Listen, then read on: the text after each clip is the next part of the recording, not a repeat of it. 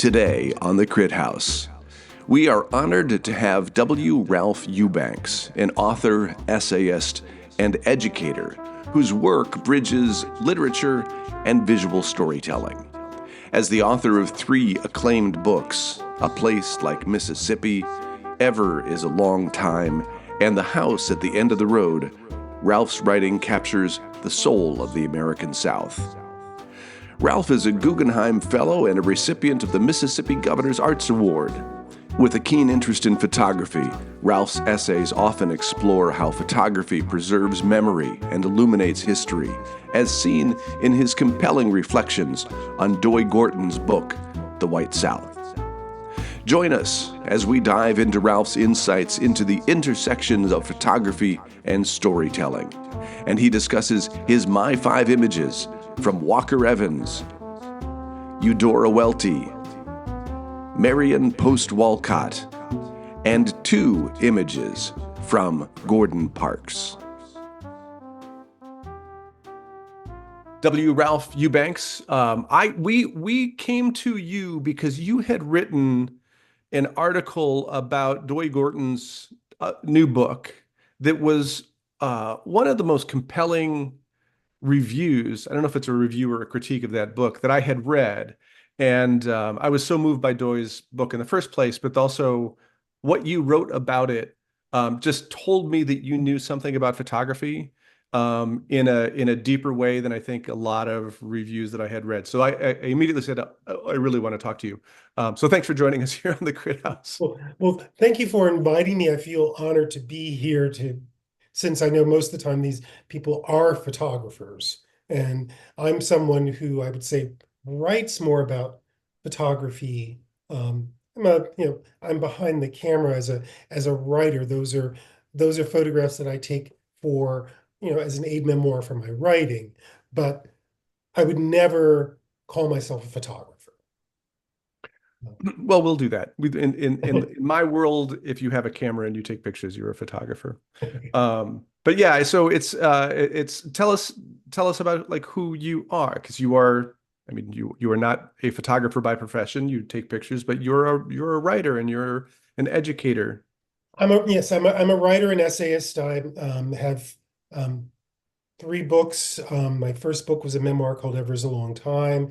And my second was also a memoir, The House at the End of the Road.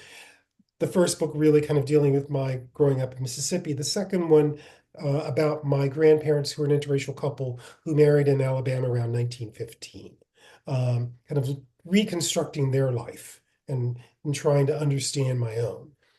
And the third book is A Place Like Mississippi, A Journey Through a Real and Imagined Literary Landscape, which is a book that has a lot of photographs in it, about 100 photographs, to introduce readers to the literary landscape of Mississippi, both kind of real places and that become imagined places for writers. I worked with photographs for many years. For 18 years, I was director of publishing at the Library of Congress, and I developed a number of photography books while I was there. One of them was done with the Look magazine archive, only looking at Look's photographs in the 1950s. And another one I'd say is probably the book, if anyone asks me, the book that I am the proudest of as editor and publisher, it's called A Small Nation of People. And these are W.E.B. Du Bois's photographs for the 1900 Paris exposition. I ran across those in an early exhibition I worked on at the Library of Congress. I wanted to know who took the photographs. And I also wanted to know a little bit more about what Du Bois's intentions were in taking those photographs, because they're photographs of the Black middle class at the turn of the century during the rise of Jim Crow, which Du Bois said he was taking these photographs to show a small nation of people without apology, without gloss. Trying to, I think very much in the way that Frederick Douglass would use photography to shape his own image. Yep. Du Bois was using photography to try to shape the image of Black Americans in the face of Europeans, and as a counteractive to Jim Crow. So I work with two people, well, three people really, Linda Barrett Osborne, who was the main editor on the book, who worked for me at the Library of Congress, David Levin Lewis, who's Du Bois's biographer, and Deborah Willis, the photographic historian. And Deb is the one who identified who took many of the photographs in that collection. Now I see these photographs used everywhere, which is very satisfying to me, because the whole idea was to get these images out into the world and see and have people engage with them. And now, as I said, when you look at an image of that aspect of the African American past, those images inevitably show up. Yeah. Well, I've only asked you one question. I've already learned more than I expected for the whole. Thanks. So you had this this task that we give to people to choose 5 images that have, and I try to leave it fairly open about saying what the images need to be. I try to communicate that it's about images that may have influenced you or had particular meaning to you. What did you think about, and how did you choose the images that you picked, and we're going to talk about here shortly?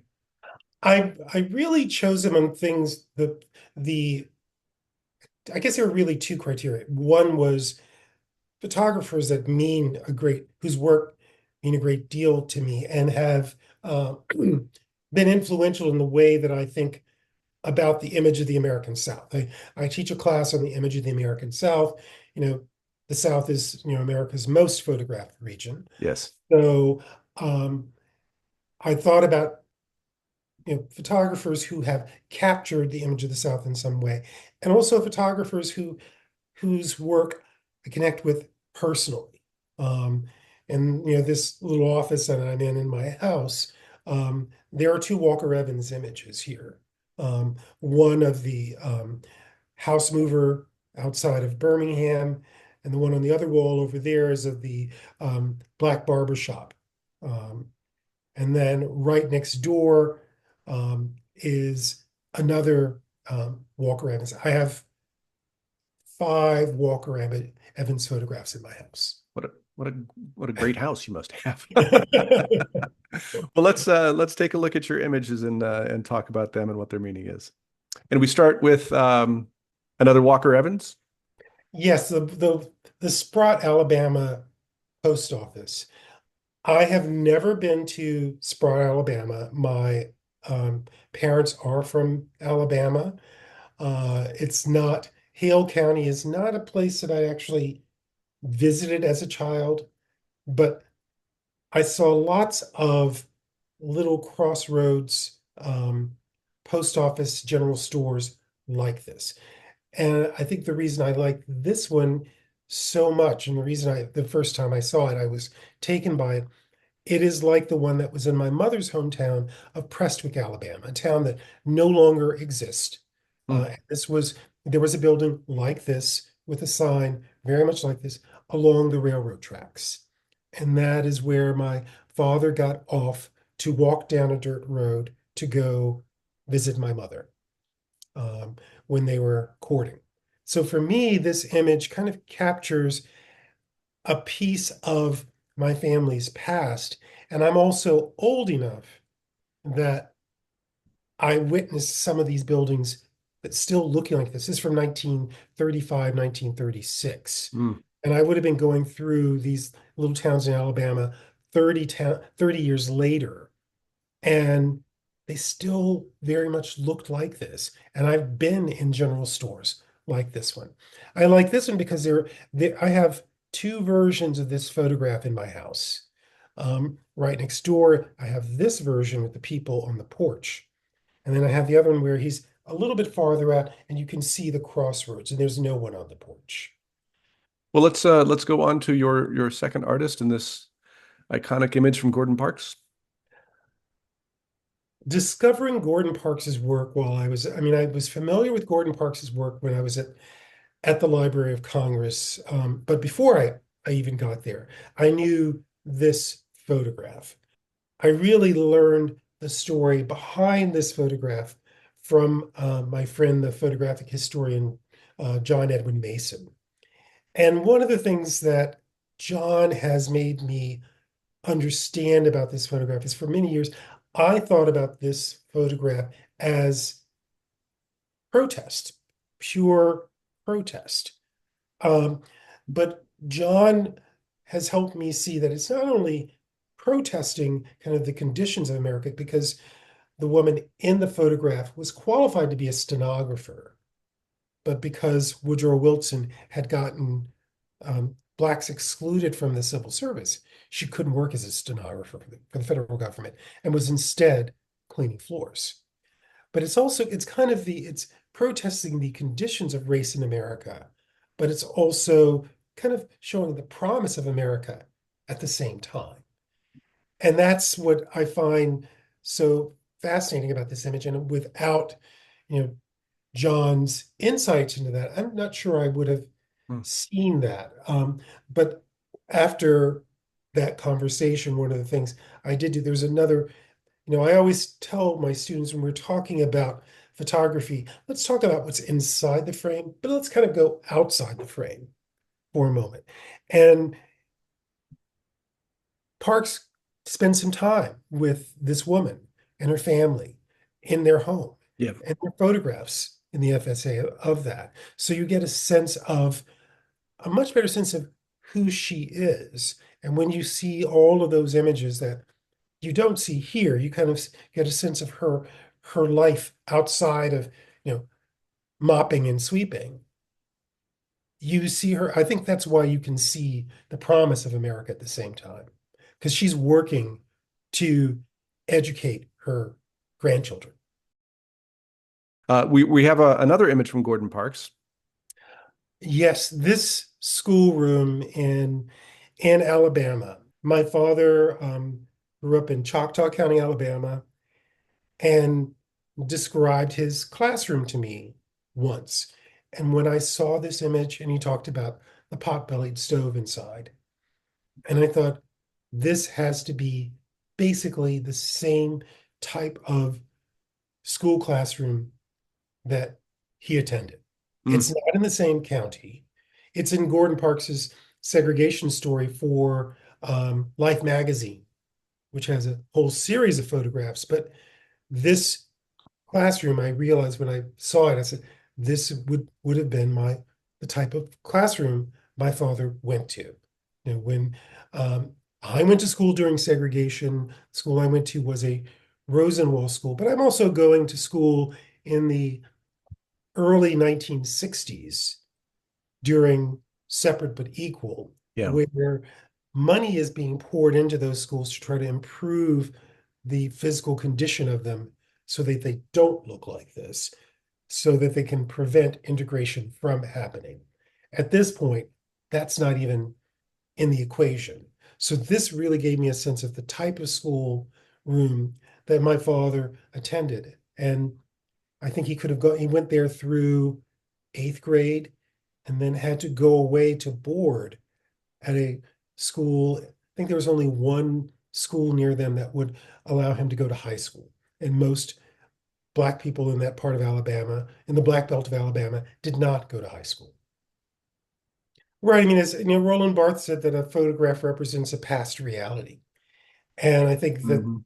this is one of the things that I'm getting a sense of what my father's reality was. Before we started, I mentioned to you that I was not familiar with Eudora Welty as a photographer. Um, Tell us about this and the importance of this for you. Well, I'm a big fan of the writing of Eudora Welty, but I'm also a fan of her photographs. Eudora does something with an image that I can't do. Unless it's my family, there are never people in my photographs. I'm kind of capturing the landscape, Hmm. but she captures landscape and people so well. This is the midway at the State Fair in Jackson, Mississippi. I think it's in the 1930s. But one of the things you also have to know about this image is this would have been taken on what was known as Negro Day. Yeah. There's only one day that you were allowed to there were several days that we were allowed to go to the fair, and this was one of those days. And Eudora as a white woman capturing this joyful image, this image of Black joy in the 1930s, kind of tells you a bit about the dichotomy of segregation, that this was a time of great pain, but people had real joy and were able to find real joy in their lives. And this also resonates with me because I went to one of the last Negro days Mm. there with my father, who was a county agent. So he became a county agent in Mississippi, you know, went to Tuskegee after going to World War II, became a county agent, and then, these are the days that the Black 4-H clubs could exhibit their livestock at the fair, and I was there with him. And I remember this midway. Um, and I remember just the joy of going to the fair. And I think this really captures something that I felt as a child. One of the things about Eudora Welty that fascinates me is um, you when you read her work, you can see the influence of her photography. There's one character by the name of Phoenix Jackson in her story A Worn Path that looks very much like this photograph that's known as Woman of the Mm. 30s. And I asked her biographer about it, and she says, well, Eudora never went back to her photographs. It was all in her head. So those images, once she took the photograph, maybe printed them, put them away, she was done. Huh. And those images kind of stayed in her mind. And unlike me, it's like I'm sitting there and I may be writing about a town in the Delta, and I'm going back to my photographic library to kind of look at details about the town. It was all, she kind of had this eidetic memory, Right. which I really, I mean, it speaks a lot about her visual um, visual ability. I constantly go back to my photographs while I am writing Yeah. to see, well, what did this guy actually look like that day? I mean, I make notes as well, Yeah. Right. but I go back to my photographs too. Is that perhaps because you are more on the leaning toward the nonfiction side and she was more on the fictional side? Yes, I think that may have something to do with it, is that I am thinking about detail and accuracy. All of her works are works of the imagination. Yeah. Um, and Eudora did say that she got in trouble once about talking about a certain bird perching itself on a railroad track, and someone wrote her and says that type of bird would never perch itself there. That's what she said. That's when I realized I had to check all my details. All right, Ralph, let's take a look at your last image from Marion post Wolcott. Talk about this one, please, sir. This is the 1930s. I love the work of Marion post Wolcott. My friend Paul Hendrickson wrote a biography of her, and really kind of got me interested in her photographs. But I became particularly interested in them when I began again when I was writing about the Mississippi Delta, because this is taken in on what was then the Mileston Plantation in Mileston, Mississippi, in Holmes County. It is in the same spot that my father arrived in 1949 to work at the tail end of the resettlement administration. So this plantation was subdivided into segments of farms for former sharecroppers, and I think it was about 100 sharecropping families became landowners as a result of this program. It was the only Black resettlement community in Mississippi. Hmm. And this gives me a sense of what that place was like before, but it also tells me about something that had not changed, because talking with my mother about this time, so my parents marry in 1951. My mother arrives there to be a school teacher in Mileston, and she gets there in August. She does not come from a place where cotton is king. She's thinking school starts now. Ah, And my father says school does not start until that white gold is all picked from that field. ah. And So this kind of connects with my mother's memories of this place. And now I go to these same places and they're all, it's all mechanized. You don't see people out in those fields. You see, cotton pickers, people you would see, and Dorothea Lange has one of cotton hoers, we call that chopping cotton. That's all done with pesticides now. Yeah. Um, so it's a bygone era. And I've walked a lot of these fields. And one of the things that while I've been working on my book on the Delta, I was trying to find someone who'd actually worked these fields on one of these plantations. And I did find them. And this is the question that had been burning me as I walked these fields. I said, these rows have to be longer because of the machinery, not now that it's no longer picked by human labor. And the man says, oh, no, sir. Those rows were just that long. Wow. So they've not changed the length. He said, what has changed is that you're looking at some of these fields, there would have been houses out there, and you can kind of see some out in the distance there. Yeah. And those kind of marked where, people's picking responsibilities in it. That next family was responsible for that other group of, section of land. And that's one of the things that I learned. I mean, as I said, I walked to these cotton fields and it was like, I mean, I'm out there. You are in direct sun, unrelieved by shade. And I just can't imagine what it's like to do that. And this man says that is what we did. And he said he remembered when his father plowed the field to plant it with the mule, with the I guess with the plantation owner's mule. Yeah. And one of the memories that he told me is that the plantation owner told his father, don't overwork that mule. He had no concern about him. Yeah. He was Well, only concerned about the mule. W. Ralph Eubanks. What some great stories you have shared. Are you able to talk about the new book you're working on the Delta and when it's going to come out? And Yes, the title is When It's Darkness on the Delta, An American Reckoning.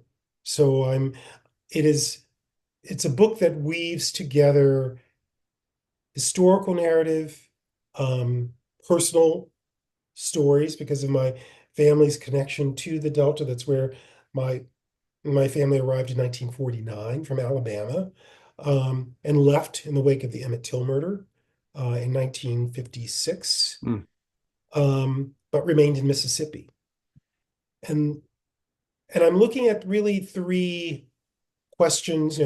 What are the policy, political, and cultural issues that have disadvantaged the people in Mississippi Delta? What are the myths that keep us from seeing them? And what role does race play in shaping those myths? So those are the big questions that I'm kind of dealing with.